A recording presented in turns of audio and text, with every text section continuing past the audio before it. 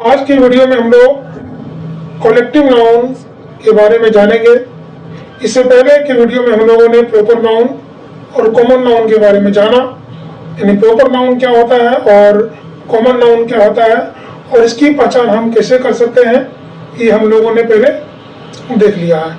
और आज हम लोग जानेंगे कि कलेक्टिव नाउन किसे कहते हैं और इसे हम कैसे आइडेंटिफाई कर सकते हैं। तो आइए बिना देर किए आइए हम शुरू करते हैं। कलेक्टिव नाउन, तो कलेक्टिव नाउन जिसको समूहवाचक संज्ञा कहते हैं, वह संज्ञा होती है जो किसी व्यक्ति, पशु या वस्तु के समूह को एक एक के रूप में दर्शाती है।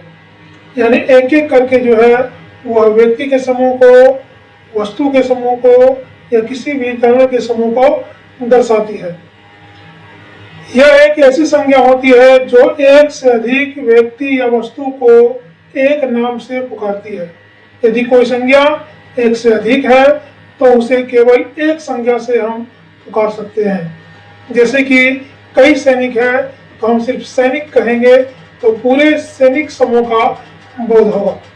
उसी प्रकार से कई पुलिस है तो हम सिर्फ पुलिस अगर कहते हैं तो पूरी पुलिस का उसमें बोध होगा। आइए कुछ उदाहरण देखते हैं। तो सैनिकों का समूह जिसको हम लोग आर्मी कहेंगे, उसी प्रकार से विद्यार्थियों का जो समूह होता है उसको हम लोग क्लास कहेंगे। यानी क्लास का मतलब हो गया विद्यार्थियों का समूह। नेक्स्ट हमारा है गायों का झुंड। उसी प्रकार दर्शकों की भीड़, यानी एक से अधिक लोगों की भीड़, व्यक्तियों की भीड़, जिसको अंग्रेजी में ऑडियंस और हिंदी में हम लोग दर्शक कहेंगे। ठीक है, आइए कुछ विशेषताओं के बारे में हम जान लेते हैं कि कलेक्टिव नाउन की क्या क्या विशेषताएं होती है। तो पहली विशेषताएं हैं एक वचन रूप में होती है पर समूह को दर्शाती है। यानी पूरे समूह को दर्शाती है लेकिन ये वर्ड जो है हमेशा एक वचन में ही रहती है। उदाहरण के लिए द फैमिली इज हैप्पी, और यह एक वचन में आता है इसलिए यहाँ पे इज का प्रयोग किया गया है। यानी द फैमिली इज हैप्पी यानी परिवार जो है वह खुश है। उसी प्रकार से यह जो है संज्ञा व्यक्ति, जानवर या वस्तु के समूह के लिए उपयोगी होती है। तीनों के उदाहरण आगे दिए गए हैं। यानी व्यक्ति, जानवर और वस्तु के समूह को हम कलेक्टिव नाउन में क्या कहेंगे इसके बारे में हम आगे देखते हैं। तो पहला हमारा देखिए यहाँ पे है व्यक्ति के बारे में, यानी कलेक्टिव नाउन।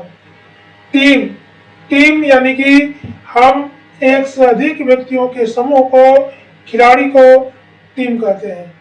और इसका वाक्य बनेगा कि आवर टीम वॉन, यानी हमारी जो टीम है वह जीत गई। उसी प्रकार से क्लास, क्लास का मतलब एक से अधिक विद्यार्थी यानी विद्यार्थियों का समूह। तो द क्लास इज साइलेंट, यानी जो क्लास है, यानी जो विद्यार्थी है वो सब क्या है, साइलेंट है, यानी कि शांत है। उसी प्रकार से कमिटी, एक से अधिक व्यक्तियों का समूह होता है। तो इसको हम सेंटेंस में इस्तेमाल करेंगे द कमिटी इज डिस्कसिंग, यानी जो कमिटी है वह डिस्कस कर रहा है, यानी बात विचार कर रहा है। सेम उसी प्रकार से हम लेंगे क्राउड, क्राउड मतलब भीड़, यानी एक से अधिक व्यक्तियों का समूह।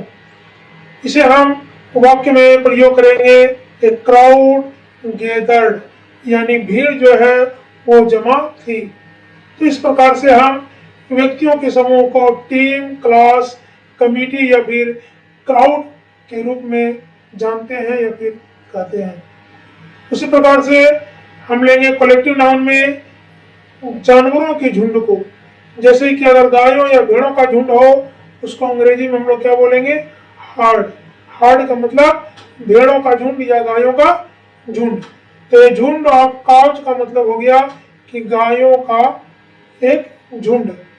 उसी प्रकार से है फ्लॉक का मतलब होता है पक्षियों का झुंड, यानी फ्लॉक ऑफ बर्ड्स, यानी पक्षियों का झुंड। सेम उसी प्रकार से हम लेंगे पैक। पैक यानी कि कुत्ते या फिर भेड़ियों के झुंड को कहा जाता है, ठीक है। और इसको अंग्रेजी में हम लोग क्या लिखेंगे, ए पैक ऑफ वोल्व्स, यानी भेड़ियों का झुंड। सेम इसी प्रकार से हम लेंगे स्वार्म, जिसका हिंदी झुंड होता है, यानी कीड़े मकोड़े का झुंड, यानी स्वार्म ऑफ बीज, यानी मक्खियों का एक झुंड। यानी कि एक से अधिक अगर एनिमल है तो उसको हम एक शब्द में संबोधित कर सकते हैं या फिर बोध कर सकते हैं। आइए कुछ उदाहरण और देख लेते हैं। नेक्स्ट है हमारा कोई भी निर्जीव पदार्थ, ठीक है, उसे हम समूह में क्या कहेंगे। जैसे कि बंच। बंच मतलब होता है गुच्छा, यानी फूलों का गुच्छा या अंगूर का गुच्छा। हम इसको अंग्रेजी में क्या कहेंगे, बंच। यानी यहाँ पे वाक्य में कैसे प्रयोग होगा, ए बंच ऑफ फ्लावर्स, यानी फूलों का गुच्छा या फूलों का एक गुच्छा। यानी एक ही गुच्छे में कई फूल हैं और उसे हम सिर्फ बंच कहेंगे। उसी प्रकार से लेंगे तिल। तिल का मतलब होता है किताबें या लकड़ियों का झुंड, ए पील ऑफ बुक्स, यानी किताबों का ढेर। सेम उसी प्रकार से लेंगे स्टैक। स्टैक का मतलब होता है ढेर, यानी कागज का ढेर या बर्तन का ढेर, जिसको अंग्रेजी में हम प्रयोग करेंगे स्टैक ऑफ प्लेट्स, यानी कि बर्तनों का ढेर। नेक्स्ट हमारा है फ्लीट। फ्लीट का मतलब होता है बेड़ा, यानी जहाजों या फिर गाड़ियों का समूह, जिसको बेड़ा कहा जाता है और अंग्रेजी में फ्लीट कहते हैं। ए फ्लीट ऑफ शिप, यानी कि जहाजों का बेड़ा या जहाजों का झुंड। आइए हम कुछ वाक्य को भी देख लेते हैं। जैसे कि पहला सेंटेंस हमारा है कि the army is ready for battle, यानी जो सेना है वह लड़ाई के लिए क्या है, तैयार है। तो सेना जिसमें एक से अधिक व्यक्ति है, लेकिन सेना जो वर्ड है वह सिंगुलर में आता है, ना कि प्लूरल में। इसलिए आर्मी के साथ आप देख सकते हैं यहाँ पे इज का प्रयोग किया गया है। हम यहाँ पे आर का प्रयोग नहीं करेंगे, अन्यथा सेंटेंस जो है वह गलत हो जाएगा। सेम इसी प्रकार से हम लेंगे अगला sentence, A heard of cows is grazing in the field, यानी गायों का एक झुंड खेत में चर रहा है या चर रही है। यानी कई गाय हैं लेकिन उसका एक ही झुंड है। एक ही झुंड का मतलब हो गया कि वो सिंगुलर वर्ड है, इसलिए हम यहाँ पर भी इज का प्रयोग करेंगे। सेम इसी प्रकार से सेंटेंस है, the committee has decided the date, यानी समिति ने तारीख तय की है। समिति जो एक से अधिक व्यक्तियों का समूह होता है, जिसको हम लोग कमिटी कहते हैं, और कमिटी वर्ड जो है वो सिंगुलर वर्ड होता है, इसलिए इसके साथ भी सिंगुलर वर्ब यानी कि हैज का प्रयोग हुआ है। इस प्रकार आपने कलेक्टिव नाउन के बारे में जाना कि कलेक्टिव नाउन जो है वह समूह या फिर झुंड का बोध कराता है, जिसमें एक से अधिक व्यक्ति, वस्तु, जानवर कुछ भी रह सकता है। और हमेशा कलेक्टिव नाउन जो है सिंगुलर वर्ड यानी कि सिंगुलर नंबर में आता है।